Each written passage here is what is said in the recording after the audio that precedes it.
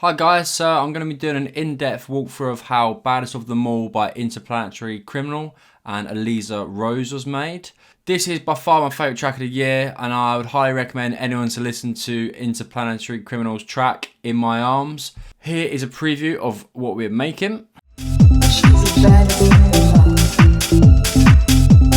Baddest of them all. Do you wanna dance, baby? I know you see me looking at you on daily. Ooh, I'm in a trance lately. I need something to wake me up so big. The genre is speed garage, which means it has fast drums, a fat bass line, and a driving vocal. We're going to be starting with the chords. The chords are actually a sample from Lisa and Cult Jam's Let the Beat Hit track, the Love RC remix. Great, so here are the chords. They sound like this.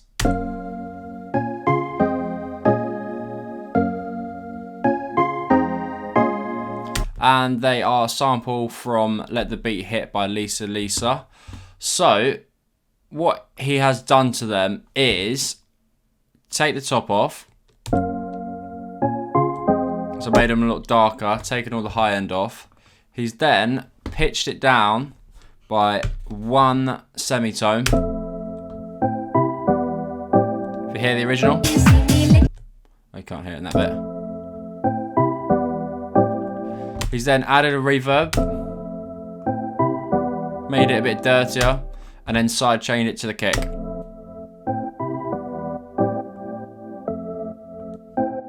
So yeah, that's all he's done for the chords. Next we move on to the drums. So they're speed garage drums. They sound like this. So essentially, this is just a fat stomping kick.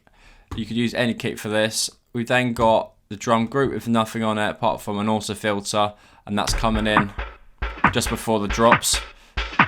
So it brings up that rising effect. Nice bit of tension that creates. We've then got this clap. This is just a normal standard clap that's got a bit of a reverb on it, giving it a bit of a nice tail. Without it, it's just too fast. So that smooths it out a bit. The most important thing about speed garage is the hats. So what I've basically done is I've got two hats, both very similar but slightly different. And if you listen to it, it's sort of like an up-down effect. So if we want to do this from scratch, I'm going to keep the MIDI because I can't be asked to make it. But all it is hat MIDI, and every other hat changes. Okay, so then once we've got that, let's delete these hats.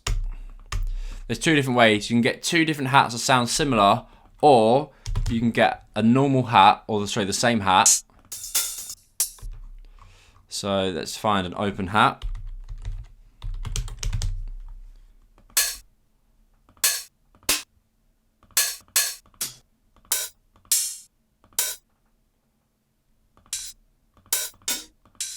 Just go for this.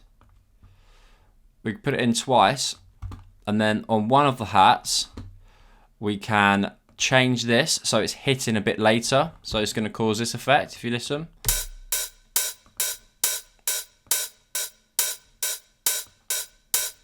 So it already sounds a bit different. What we can then even do is to the first hat, oh I've lost it, sample, we can change the pitch of it. So if you go to detune, so slightly detuned, and then once you unmute it, with the kick, adds a bit of a rhythm. Before, so again, that's all we've basically done. I mean, there's a bit of a bad hat, to be honest, that I've used for that last example, but you get the idea, and you can easily do that yourself. And that is the hats for speed garage. I really like it. I'm going to be doing that in a few future tracks, I think. Once we move on from the hat, which has a little bit of reverb on, just to soften it up a bit, I guess, we've then got the main bass. So Interplanetary Criminal, such a hard name to say. He's got absolutely ham on the notes. So it starts nice and simple. So that gives the listener a sign, oh yeah, that sounds pretty good. Then as it goes on, it gets crazier and crazier, where he does these little fills. Even to this bit, favourite bit of the track. Fattest of them all. Do you wanna dance, baby? I know you see me looking at you on the daily.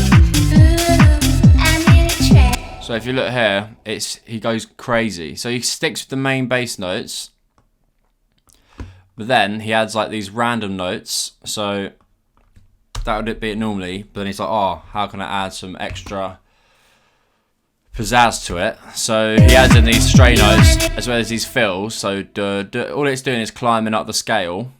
I think what we're in, F major, I believe. Baby, I know you see. So it's just adding these fill notes. I do go over this in my how to write a bass line tutorial. He's basically done exactly that, but with more fill notes. So this. Yeah, so as long as it's in the same scale and it sounds good, he's gone with it and he's just gone crazy with it.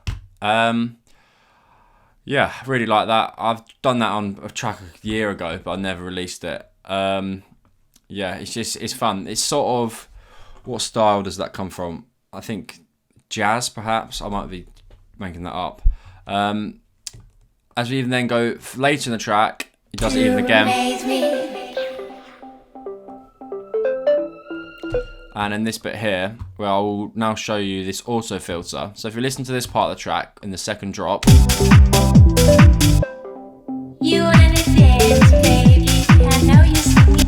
So what he does, where it should drop normally, he's cut out all the drums and cut out all the bass of the bass, so all the low frequencies of the bass, and then you hear it slide in from taking them all out. So let's have a look.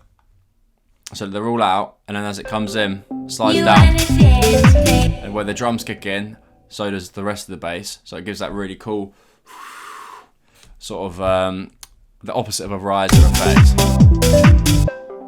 You wanna dance, baby? I know you see me looking at you on the daily. Ooh, I'm in a trap. And again, the notes, I mean, you could copy that if you want. I mean, it might be quite hard because they're all over the shop. Yeah, we have then got where the sound's coming from. So although I don't think he's actually used this, it's a very similar version, but he might have used like a weird sample from Serum. But essentially the sound is an organ 2 from the Korg M1, and it's just the organ 2 preset. Same as in the songs like Show Me Love by Robin S, and thousands of other tracks. I've then taken off some of the high end and boosted where I've taken it off. This is sort of insinuates and makes it sound a bit less damp. Although, to be honest, I have probably taken away less high frequencies than he has. But yeah, I do like those high frequencies of the M1, so I just couldn't resist keeping a few in. I've then got this saturation, probably going a bit overboard. Again, he's done less, probably down here with his. So let's meet in the middle. But yeah, this is the FabFilter Saturn. This is a saturator that I normally use. It's a multi-band saturation, which means that you can pick frequency. So between, for example, this 460 Hertz and 3000, I can choose to boost it this much. I can also change what type of algorithm I want to use to boost it and saturate it. But yeah, I've probably done a bit overboard again on the high end, but I just felt like it. Yeah, so auto filter, taking out the low frequencies, we've sort of gone over that. I then got this OTT, which is actually turned off. I was just testing that. We then got the side chain to the kick, just so the kick can punch through a bit more without it. Just helps the kick punch through, and you don't really notice it. So I got this string next. It's the Korg M1. The notes are this, so we're in E. Maybe we're not in E. I don't even know. Can't remember what we're in. F. But here are the notes. And he brings it in a lot with the auto filter.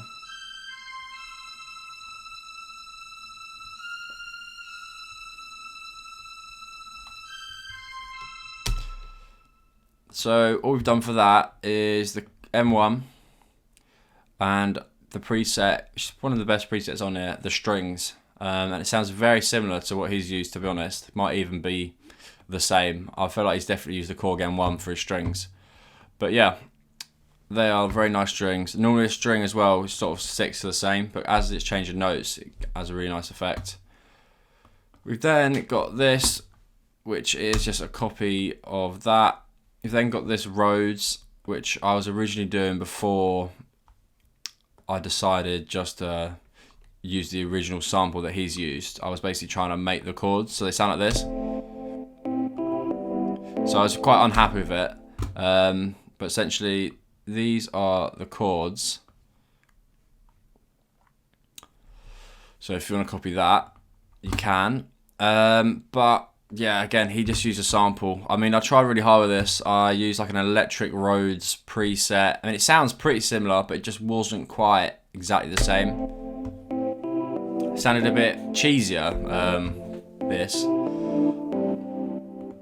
But eventually, essentially, I've got a lot of reverb on it, a bit of chorus, taking out the low end, side chaining it.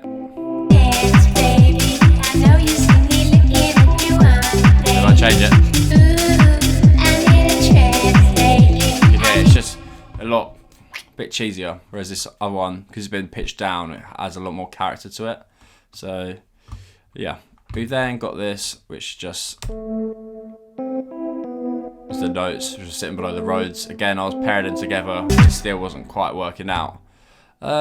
Lastly, we've got this vocal Do you wanna dance? by Eliza Rose. And yeah, that's pretty much the whole track. It's quite a simple track. The most complex thing about it would be the notes. So the bass notes, as he's obviously got a bit mad. But yeah, that's what really gives the track the character. And yeah, thank you very much for watching. Again, if you want this project, you can download it from my Patreon. The link for that is below. Thank you very much. Cheers. Bye-bye.